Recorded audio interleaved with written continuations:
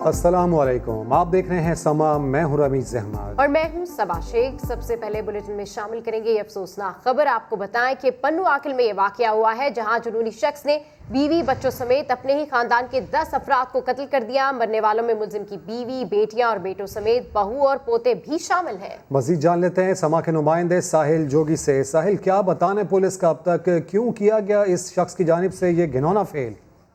जी बिल्कुल, सक्खर के नवाई इलाके में बहुत ही अफसोसनाक और दर्दनाक वाकया ये पेश आया है। पन्नू आकिल के करीब टेंड थाने के हद गोट साले में एक मुलजिम ने अपने ही घर के 10 अफराद को कत्ल कर दिया है, जिसके लिए यह कहा जा रहा है कि मुलजिम ने जुनूनी है और जिसने अपनी 4 बेटियां, 2 बेटों, एक बहू, एक बीवी और एक पोता और एक पोती समेत 10 अफराद को तेज धार आले से कत्ल कर दिया है। और मुलजिम के लिए ये बताया जा रहा है कि घोटी के इलाके में पुलिस ने उसको भी गिरफ्तार कर लिया है। और मुलजिम ने के हवाले से ये भी बताया जा रहा है कि 5 साल कबल इसने अपने भाई को भी कत्ल किया था। और ये जुनूनी किस्म का शख्स है, जिसने आज जो अपने ही करीबी रिश्तेदार बच्चों बेटियों को भी कत्ल कर दिया है। और पुलिस वहां पर पहुंच गई है पूरे इलाके को। अच्छा साहिल, इस शख्स के हवाले से बताइएगा कि इस मुलजिम की उम्र क्या है और इस वक्त कहाँ है? मुलजिम की उम्र जो है 60 साल से ज्यादा बताई जा रही है। अब जो है पुलिस की हिरासत में है मुलजिम, और पुलिस भी वहां पहुंच गई है और पूरे इलाके को सील कर दिया गया है ताकि जो शवाहिद है वो इकट्ठे किए जा सके कि क्या मुलजिम अकेला ही था कि या मुलजिम के साथ कोई और जवाबदार भी थे जो इस वाक़े में शामिल है। इस हवाले से पुलिस भी वहां पहुंच गई है और सारे जो शवाहिद है वो इकट्ठे किए जा रहे हैं। साहिल, जिस तरह आप हमें बता भी रहे हैं कि 5 साल पहले भी इस शख्स ने कत्ल किया था, उस केस का क्या स्टेटस है? उस केस के हवाले से ये बताया जा रहा है कि ये कुछ सालों तक जो जेल में भी रहा है, लेकिन बाद में आपस में भाई थे तो उसके भाई के बेटों ने यानी इसके भतीजे ने उसको माफ कर दिया। और जेल से ये जैसे ही आज़ाद होकर निकला है तो 2 साल के बाद फिर इसने ये दूसरा इन्होंने वाक़या कर दिया है और अपने ही करीब रिश्तेदारों को बेदर्दी से कत्ल कर दिया है। इस हवाले से ये भी बताया जा रहा है कि वहाँ पर जब ये वाक़या पेश आया तो घर में कोई मौजूद नहीं था और सारे जो है खेतों पर काम पर निकल गए थे, तो इसने अकेले में आकर इंतहाई अफसोसनाक ये वाक़या है। हम बता रहे हैं आपको पन्नू आकिल से, जहां जुनूनी शख्स ने बीवी बच्चों समेत अपने ही खानदान के 10 अफराद को कत्ल कर दिया है। बिल्कुल इंतहाई अफसोसनाक ये खबर है। साहिल जोगी इस वक्त हमारे साथ मौजूद है। अच्छा साहिल जोगी, इस हवाले से कुछ मजीद जानना चाहेंगे कि अभी तहकीकात तो जारी हैं, इसकी तलाश भी जारी है, तो क्या सामने आए मजीद फैक्ट्स? अभी तक जो पुलिस का ये कहना है कि मुलजिम को गिरफ्तार कर लिया है, मुलजिम से हम तफ्तीश शुरू कर रहे हैं और मुलजिम अभी तक कुछ बताने के लिए तैयार नहीं है और कुछ बोल भी नहीं रहा है। तो इस हवाले से हम तफ्तीश कर रहे हैं कि ये क्यों इसने जुनून में आकर अपने ही करीबी रिश्तेदार को कत्ल कर दिया है। और इस हवाले से वहाँ के जो लोगों का कहना है, वहाँ के जो देहातियों का कहना है कि ये जुनूनी शख्स है, इससे हमें हमेशा डर रहता है कि ठीक है, वहाँ के लोगों का यही कहना है कि इस शख्स के ज़हनी तवाज़ुन की वजह से वो इस शख्स से हमेशा खौफ का शिकार रहे हैं। साहिल जोगी अपडेट कर रहे थे, आपका शुक्रिया। वज़ीर आला सिंध सैयद मुराद अली शाह ने पन्नू आकिल में 10 अफराद के कत्ल का नोटिस लिया है। IG पुलिस से वाक़े की तफसीली रिपोर्ट तलब कर ली है। अपडेट्स हासिल करेंगे समा के नुमाइंदे संजय साधवानी से। संजय, क्या अहकाम दिए गए वज़ीर आला की जानिब से? जी बिल्कुल, वज़ीर सिंध ने IG सिंध से वाक़े की तफसीली रिपोर्ट तलब की है। वाक़े की वजूहात क्या है, क्या फैमिली के मसाइल क्या थे, क्यों इस शख्स ने ये कत्ल किया है, वाक़े की असल वजूहात क्या है, तमाम पहलुओं से तहकीकात की जाए। वज़ीर सिंध ने IG सिंध से मुकम्मल रिपोर्ट मांग ली है और कहा है कि मुझे हर किस्म की रिपोर्ट चाहिए कि आया ये वाक़या क्यों पेश आया। जो इस शख्स पर पुराना केस है उस हवाले से भी तफसील मांगी गई है कि उस केस के क्यों वो केस खत्म हुआ, क्या वजूहात थी और गुज़िश्ता रात जब ये कत्ल का लर्ज़ाकेज़ वाक़या पेश आया है उस वक्त क्या वजह बनी आखिर के शख्स ने अपने ही खानदान के 10 अफराद का कत्ल कर लिया है। तो इनका ये अफसोसनाक वाक़या है जिसका सिंध हुकूमत ने सख्त नोटिस लिया है। ठीक है, वज़ीर आला ने तमाम पहलुओं से तहकीकात की हिदायत कर दी है। अपडेट्स के लिए शुक्रिया संजय।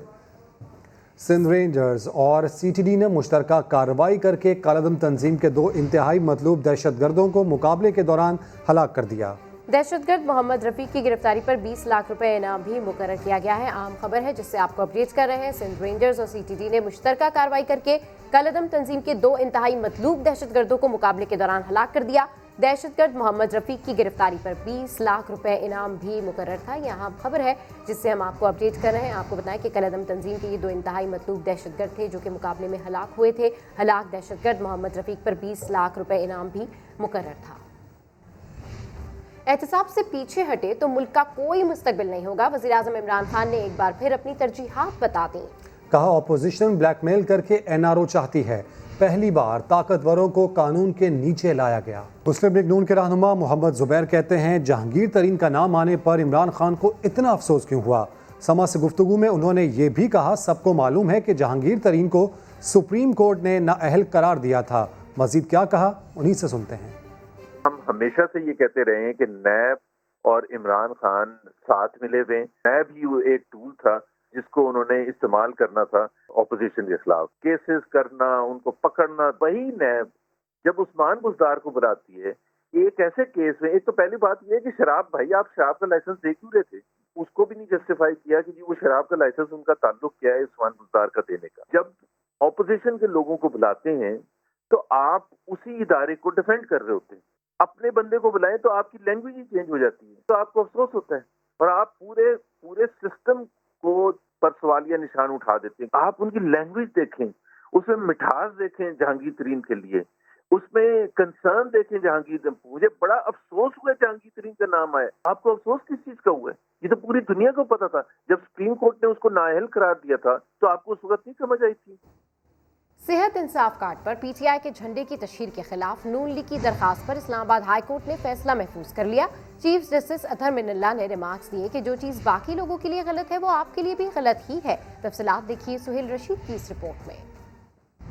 पीटीआई झंडे के रंग में सेहत कार्ड की तशहीर का केस। हुकूमत सरकारी वसाइल से अपने पार्टी परचम की तशहीर कर रही है। इस्लामाबाद हाई कोर्ट में नून लीग का मुवाक्कफ। सुप्रीम कोर्ट के अहकामात के मुताबिक जहां अवामी फंड्स हों वहां कोई अपनी तशहीर नहीं कर सकता। Chief justice Islamabad high court ने दलाइल सुनने के बाद फैसला महफूज कर लिया। दौरान समाज चीफ जस्टिस अतहर मिनल्ला ने डिप्टी अटॉर्नी जनरल से इस्तफसार किया कि सेहत कार्ड पर क्या चीज बनी है, ये झंडा है ना किसी का। ऐसी तशहीर सुप्रीम कोर्ट के फैसले के मुनाफी है। Deputy attorney general Tayyab Shah ने मौक़िफ़ अपनाया कि सुप्रीम कोर्ट का फैसला एक खास वक्त के लिए था क्योंकि उस वक्त इलेक्शन हो रहे थे। चीफ जस्टिस अतहर मिनल्ला ने रिमार्क्स दिए कि जिस बात का दिफा नहीं कर सकते ना करें। कानून तो सबके लिए बराबर है, जो दूसरे के लिए गलत है वो आपके लिए भी गलत है। अगर सेहत कार्ड को पीटीआई का रंग देना था तो क्या काबीना से मंजूरी ली गई थी? बरतानिया और अमेरिका में भी क्या हुक्मरान यूं ही अपनी तस्वीरें लगाते हैं? केस का फैसला आज ही सुनाए जाने का इम्कान है। वफाक कराची के लिए जो कर सकता है वो अब करने जा रहा है। वज़ीर-ए-आज़म इमरान खान ने दो टोक अंदाज में बता दिया। कहते हैं कराची में मेट्रोपॉलिटन सिस्टम होना चाहिए। वफाकी हुकूमत मदाखलत करे तो सूबाई हुकूमत शोर करती है, लेकिन अब हालात बेहतर होंगे। वज़ीर-ए-आज़म ने कराची के करीब जजीरे में जदीद शहर बसाने की खुशखबरी सुना दी। और अब बात करते हैं केंजर झील पर होने वाले अलमनाक वाक़े की, जिसमें 14 अफराद लुक़मा अजल बन गए हैं। कश्ती उलटने का वाक़या नया नहीं है, लेकिन ऐसे वाक़यात बार बार क्यों होते हैं, हमारे नुमाइंदे आमिर मजीद ने खोज लगाने की कोशिश की है। जानते हैं इस रिपोर्ट में। 2 रोज कबल कराची से केंजर झील सैर तफरीह के लिए जाने वाले एक ही खानदान के 10 अफराद डूब कर जाँ बहक हो गए। माजी की तरह इस दफ़ा भी जब कश्ती उल्टी तो ना ही वहाँ पर सिक्योरिटी का अमला मौजूद था और ना ही कोई हिफाजती इंतजाम उठाए गए थे।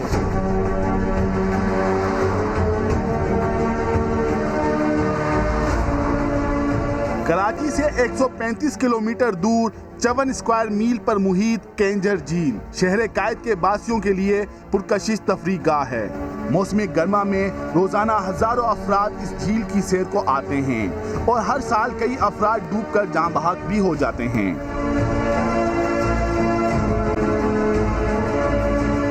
इस झील के वस्त में एक पुरकशिश मुकाम नूरी और जाम तमाची का मज़ार है। ज्यादातर हादसात इस मज़ार पर आने और जाने के दौरान कश्ती उलटने से पेश आते हैं। माहीगीर कम पैसे लेकर शिकार में इस्तेमाल होने वाली कश्तियों में लोगों को लेकर जाते हैं, जो हादसात का सबब बनती हैं। सस्ते में जाते हैं वो, मतलब बोलेंगे 15 आदमी बैठते हैं, हम 50-50 रुपये आदमी ले लो, 60 रुपये बंदा ले लो। इस हिसाब से वो पैसेंजर के हिसाब से वो लेके उनको तो 4 पैसे मिल जाते हैं। लोग ज़्यादा फिर जाते हैं, उनको पता नहीं कि भाई उसमें वजन की कितनी गुंजाइश है। हुकूमत सिंध के शोबा सेहत के जेर इंतजाम चलने वाली कश्तियों की हालत भी कुछ अच्छी नहीं। कवानीन पर अमल दरामद करवाना केंजर पुलिस की जिम्मेदारी है, लेकिन पुलिस के पास मौजूद पेट्रोलिंग के लिए वाहिद तेज रफ्तार कश्ती भी खराब पड़ी है। Sindh tourism development corporation Keenjhar झील के इंचार्ज मखदूम गुलजार ने बताया कि झील के 1.5 किलोमीटर हिस्से पर बाअसर अफराद का कब्जा है। इनके लेक पे किनारों पे इनके पूरे गांव हैं, वहीं पे गांव से ये कश्तियाँ निकालते हैं, तो इनको चेक नहीं कर सकते। इनके गांव पे बिल्कुल बैंक पे हैं, किनारे पे हैं, जहाँ से पानी स्टार्ट होता है। हादसे के बाद झील इंतजामिया ने कश्ती सर्विस तो बंद कर दी, मगर सवाल ये है कि इस वाक़े के बाद भी अवाम के तहफ़्फ़ुज़ के लिए कोई इक़दामात उठाए जाएंगे या नहीं। कैमरामैन मोहम्मद कामरान के साथ आमिर मजीद, समा, कराची। कलवरी झील में एक ही खानदान के डूबने वाले 12 अफराद को आहों और सिसकियों के साथ सुपुर्द खाक कर दिया गया। समा ने हादसे का शिकार बदकिस्मत कश्ती ढूंढ निकाली। मछेरों की कश्ती में सिर्फ 6 अफराद के बैठने की गुंजाइश थी, लेकिन 16 अफराद को सवार किया गया। हरीपुर से आपको खबर दें, जहां 2 ग्रुपों के दरमियान फायरिंग से 3 अफराद जाँ बहक और 6 अफराद जख्मी हो गए। मजीद तफसीलात जानते हैं आतिफ कयूम से। जी आतिफ, अपडेट कीजिए, क्या मामला है ये? जी हाँ, ये जो मामला है खलाबट के अंदर जो है वाक़या पेश आया है। खलाबट टाउनशिप है, उसके साथ ही अफगान महाजरीन के जो कैंप है वहाँ वो है। ये अफगान महाजरीन 2 ग्रुप हैं जो कि बिजली की एक फराहमी जो है महाजिर कैंपों के अंदर करते हैं। उसके ऊपर उनका कोई मामूली लेन देन के ऊपर जो है झगड़ा हुआ और उसके बाद फायरिंग कर दी दोनों ग्रुपों ने एक दूसरे के ऊपर, जिससे अभी तक 3 अफराद जो है वो जहाँ बहक हुए हैं और 6 से ज्यादा जो अफराद हैं वो अभी जख्मी है। जख्मियों और लाशों को जो है डिस्ट्रिक्ट हेडक्वार्टर जो अस्पताल है हरीपुर मुंतकिल कर दिया गया है। जो हरीपुर पुलिस से हमारी ये बातचीत हुई है तो उनका यही कहना है कि अभी हमने 4 मुल्ज़िमान को गिरफ्तार कर लिया है और इसके अलावा जो है लाशें वगैरह जो है उनको पोस्टमार्टम वगैरह करवा रहे हैं। मुल्ज़िमान को गिरफ्तार किया जा चुका है। आतिफ कयूम अपडेट करें, आपका शुक्रिया। सिंध हाई कोर्ट ने आमदन से ज़ायद असासे बनाने के केस में शर्जील मेमन की अबूरी जमानत की तौसीक कर दी। अदालत का पीपी रहनुमा को 40 लाख रुपए के मचल के जमा कराने का हुक्म। अपडेट्स हासिल करेंगे समा के नुमाइंदे इरफान हक से। इरफान, मजीद क्या हुआ समात में? रमीज, ये बज़ाहिर जो लैब के प्रोसिक्यूटर और तफ्तीश चीफ अफसर हैं उनकी हमें कमजोरी नजर आई है। वो केस को सही से अदालत में पेश नहीं कर सके और अदालत उनके किसी भी दलाइल से मुतमईन नहीं थी, इसलिए अदालत ने न सिर्फ शर्जील मेमन की बल्कि इनके साथ जो दीगर मुल्ज़िमान थे उनकी भी अबूरी जमानत की तौसीक की है। जबकि जो शर्जील मेमन की वालदा हैं जीनत इनाम और अहलिया हैं सदफ मेमन, इन दोनों की भी जमानत का बलद गिरफ्तारी मंजूर कर ली है। शर्जील मेमन को 40 लाख रुपए के मचल के जमा कराने का हुक्म दिया गया है, दीगर मुल्ज़िमान को 5-5 लाख रुपए। इसके अलावा अदालत ने ये हुक्म दिया है वज़ारत दाखिला को इन तमाम मुल्ज़िमान का नाम ECL में शामिल किया जाए ताकि जब तक ये रेफरेंस ज़ेर समाअत है मुल्ज़िमान बैरून मुल्क सफ़र ना कर सकें। अपडेट्स के लिए शुक्रिया इरफान। कुछ बात कर लेते हैं मौसम के हवाले से। लाहौर में सुबह सवेरे बारिश हुई, ठंडी हवाएं चलने से हब्स खत्म हो गया। मौसम की सूरत हाल मोहम्मद लुकमान की इस रिपोर्ट में जानते हैं। सुबह सवेरे आसमान पर छाई काली घटाएं और दिन में रात का समा हो गया। साथ तेज हवाएं भी चली और फिर बादल बरसे। कई इलाकों में हल्की और कहीं तेज बारिश होती रही। बारिश के नए सिलसिले ने लाहौर में रंग जमा दिया। गुलबर्ग, मॉडल टाउन, जौहर टाउन, टाउनशिप, समनाबाद और अंदरूनी शहर समेत मुतअद्दिद इलाकों में बारिश हुई और कई रोज से जारी शदीद हब्स के मारों ने मौसम बेहतर होने पर सुख का सांस लिया। काफ़ी दिनों के बाद आज हवस का मौसम ख़त्म हुआ है और बारिश हुई है। काफ़ी लोग इसके इंतज़ार में थे। बारिश हुई है तो काफ़ी अच्छा मौसम हो रहा है, तो एंजॉय कर रहे हैं बारिश को। महकमा मौसमियात के मुताबिक मानसून हवाओं के नए सिलसिले की बदौलत आइंदा 3 रोज तक पंजाब के मुख्तलिफ इलाकों में वक्फे से बारिश होने का इम्कान है। कैमरामैन अजहर इकबाल के साथ मोहम्मद लुकमान, समा, लाहौर। मंडी बहाउद्दीन में बारिश के बाद नशेबी इलाकों में पानी खड़ा हो गया। थाना सिटी की इमारत में भी पानी दाखिल होने से गाड़ियां और मोटरसाइकिलें डूब गईं। मजीद जान लेते हैं समा के नुमाइंदे दीवान आदिल से। दीवान, क्या बताना है महकमा मौसमियात का, कितने मिलीमीटर बारिश हुई? जी बिल्कुल उम्मीद, मंडी बहाउद्दीन और गिरदोनिवा में जो है वो गरज चमक के साथ मूसलाधार बारिश का जो है वो सिलसिला वक्फे से जारी है, जिससे जो है वो मौसम तो उम्मीद जो है वो इंतहाई खुशगवार हो गया। शदीद गर्मी और हब्स के सताए हुए शहरियों के बीच चेहरे जो है वो खिल उठे हैं। वहीं जो है वो दूसरी जानिब जो है वो शहरी जो है वो शदीद अजियत का शिकार है। इस वक्त जो है वो नशेबी इलाके जो है वो जेरे आब आ गए हैं। थाने सिटी की इमारत के अंदर भी जो है वो पानी बारिश का जो है वो दाखिल हो गया है। थाने सिटी के चारों तरफ की अगर बात की जाए तो चारों तरफ थाने सिटी के जो है वो कई फीट इस वक्त पानी जमा है। पुलिस मोबाइल, गाड़ियां मोटरसाइकिलें जो है वो पानी में डूब गई हैं। SHO थाना सिटी और इनका जो अमला जो है वो इस वक्त थाने में मैसूर है, लेकिन ताहाल जो है अभी तक जो है वो निकासी आपका किसी किस्म का इंतजामिया की जानिब से, म्यूनिसिपल कमेटी की जानिब से कोई इंतजाम जो है वो देखने में नहीं आ रहे हैं। ठीक है, हर तरफ पानी ही पानी है। अपडेट्स के लिए शुक्रिया दीवान। कराची में मौसम बार बार रंग बदल रहा है। कभी काले काले बादल छा जाते हैं तो कभी तेज धूप डेरे जमा लेती है। मौसम का हाल बताने वाले कहते हैं शहर में बूंदाबांदी तो हो सकती है लेकिन तेज बारिश का कोई इम्कान नहीं है। इस हवाले से मजीद तफसीलात हासिल करते हैं समा के नुमाइंदे खुर्शीद आलम से। जी अपडेट कीजिए खुर्शीद। जी बिल्कुल, महकमा मौसमियात ने 19, 20 और 21 अगस्त के लिए बता दिया है कि कराची में हल्की बारिशें हो सकती हैं और मौसम इस दौरान जुज़वी तौर पर अबरालूद रहेगा। पूरे शहर में नहीं लेकिन शहर के अक्सर इलाकों में हल्की बूंदाबांदी या मुतदिल बारिश का इम्कान है। और 19 और 20 को जो दर्जा हरारत है वो 33 से 35 डिग्री सेंटीग्रेड के दरमियान रहेगा, जबकि 21 अगस्त को भी यही हल्की बारिश की तवक्को है बूंदाबांदी के साथ, जबकि उस दिन जो दर्जा हरारत है वो 34 से 36 डिग्री सेंटीग्रेड तक जा सकता है। अपडेट्स के लिए शुक्रिया खुर्शीद। शदीद गर्मी में बारिश का मौसम फैसलाबाद में बहार बनकर उतर आया। काली घटाओं और ठंडी तेज हवाओं ने फजा रंगीन बना दी। शाहीन शहजादी की रिपोर्ट। काली घटाएं आईं, ठंडी हवाएं संग लाईं।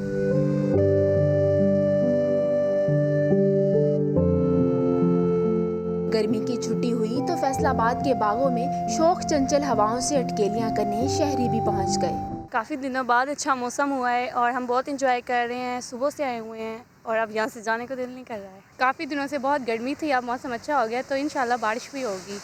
फूलों से लदी झूमती डालियों ने भी माहौल बना दिया।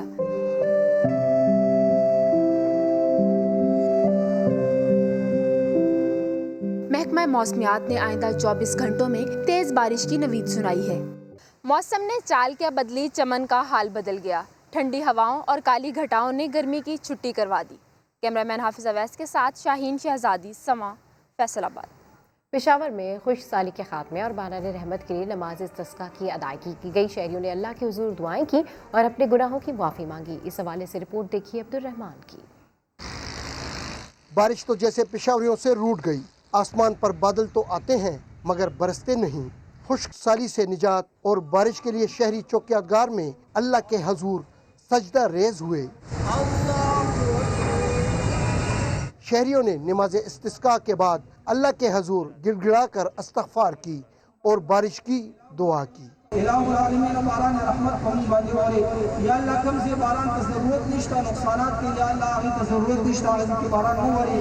शहरियों ने मुल्क की अमन और सलामती और तरक्की के लिए भी दुआएं मांगी। कैमरामैन असद अली के साथ अब्दुल रहमान, समा, पेशावर। और सवाल ये कि कराची में गर्मी क्यों बढ़ रही है, बता रहे हैं शायान सलीम अपनी इस रिपोर्ट में। कराची में हर दूसरा शख्स ये कहता फिरता है गर्मी बहुत है। हम ये सब जानते भी हैं कि बेहंगम ट्रैफिक, सनतों का धुआं, कंक्रीट और दरख्तों की कमी इसकी अहम वजूहात हैं। मगर एक और चीज़ भी है जो गर्मी बढ़ाने का सबब बन रही है। वो क्या है, देखते हैं।